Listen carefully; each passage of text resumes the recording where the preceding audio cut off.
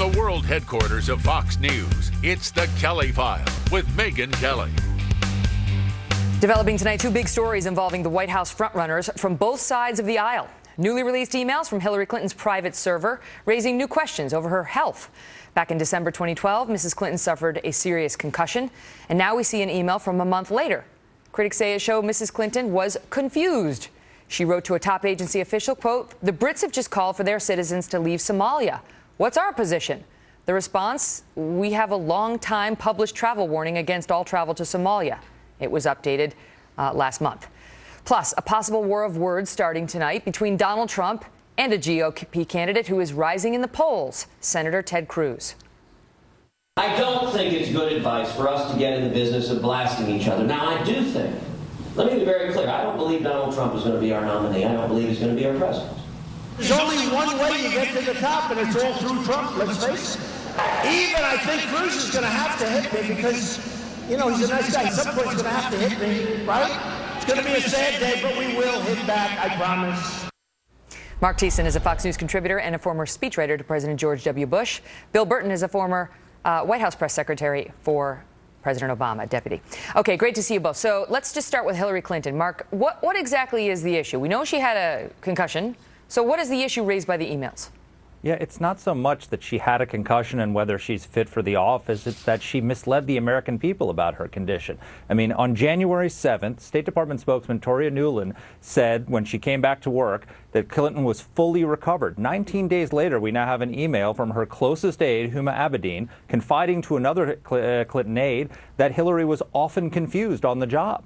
And this comes on the heels of, I mean, you can't be both. You can't be fully recovered or often confused. It's one or the other. And Bill Clinton revealed earlier this year that it took her 6 months to recover, of really hard work to recover from this concussion. She came back on the job 1 month after the concussion. So the issue isn't so much whether she has a traumatic brain injury or that she's not fit for the office because of her health. It's another example of Hillary Clinton misleading the American people about, in this case, about her health. I am in perfectly good health. I am often confused.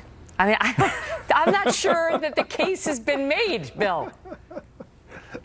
You know, I think that, I just think even listening to Mark, who I sometimes even agree with, that if you look at this controversy, it shows the state of the whole email situation. If this is the best they can do, pull out an email from an aide saying that their boss is often confused, I think you'd be hard-pressed to find a boss across America whose aides don't say that they're often confused about something or another. And this is a woman who's running one of the most important, has one of the most important cabinet positions in the entire country. So, of course, she's got a lot in her head. Of course, she's not going to know every single travel warning that goes out about every single country in the world. But, you know, I think that you'll see whether or not Hillary Clinton is confused when you see her on the stage debating. All right, let me ask, when we talk about Hillary Clinton, let me ask you, because she's coming out with a new ad, and I think it's fair to say is playing the gender card pretty explicitly. Watch part of it. Dear Mrs. Clinton, my name is Scout and I'm 9 years old. I'm so excited I have a chance to become the first woman president. Because from George Washington to Barack Obama, it is ridiculous that there have never been a female president before. 44 boys is too many. 44 boys is too many, Mark. So let me start with you on this, Bill, actually. Can you imagine President Obama, when he was then Senator Obama, doing this with race? Well, I think it's indisputable that it would be a big deal for both little girls and little boys to see a woman president of the United States. I will say that little girls' math is wrong, though, because there's only been 43 presidents. Right. One served twice, which is why President Obama was 44. That aside, Stupid kid. I'll take the attacking little girls off the table. But no, look, it is a big deal if Hillary Clinton is elected president. Right, of course it is. But it was a big deal when we had our first black president in your former boss. And then, you know, can you imagine him saying 43 whites is too many? It's supposed to be not so on the nose.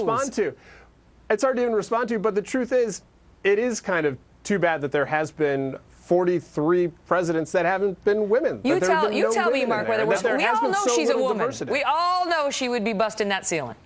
Yeah, you know, I was shocked by the news that Hillary Clinton would actually be the first woman president. She hasn't mentioned that before. I've never heard her say that. This is breaking news. We need the Fox alert.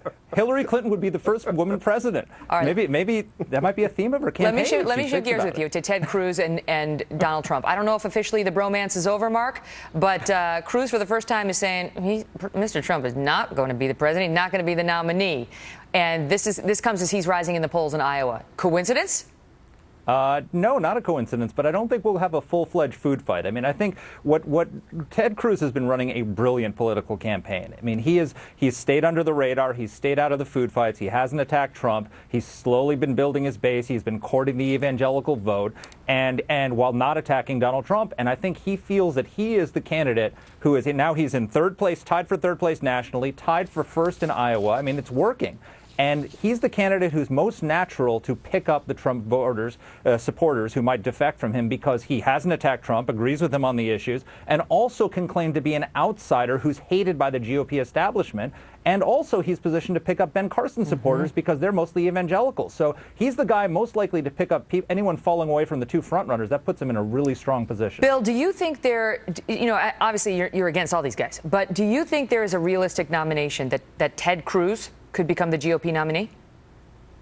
I've actually thought for a long time that there is a path for Ted Cruz, which I think is pretty good news for Democrats, because I think that what Mark is saying is right. I think that he picks up folks who decide that Carson isn't ready for the job and that Trump is not the serious enough guy for the job.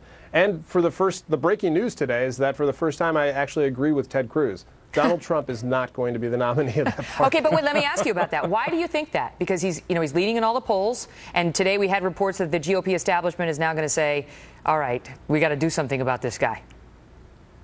Well, you can look at the math state by state and see where is Trump going to win. He may be up now, but the polls in November and December are not exactly indicative of where they're going to be in January, February, and March. But secondly, just look at American history. Never in the history of our country has a major political party picked someone like Donald Trump to be the head of their party, someone who doesn't have any relevant experience, someone who's the most hot-tempered, kind of a jerk candidate in the race. Americans actually are used to picking mostly nice guys to be the nominee of their party, Richard Nixon excluded. But besides that, I just don't. He always gets one in, doesn't he? He always gets one in, Mark. All right, I got to leave it at that. Great to see you both. Thanks, Megan. You too, Megan. Well, it's one of America's favorite 80s movies. So why is 16 Candles now being targeted by some?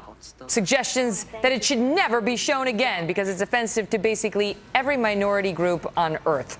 Plus, investigators in rural Montana name a person of high interest a month after an elderly woman and her son strike a small fortune and vanish without a trace. And then, no sooner do the voters get done electing a new mayor in Alaska's capital city than he is found dead in mysterious circumstances. Mark Eiglarsh and Arthur Aidala tackle these cases along with the latest in the case of the Baltimore Six right after this break.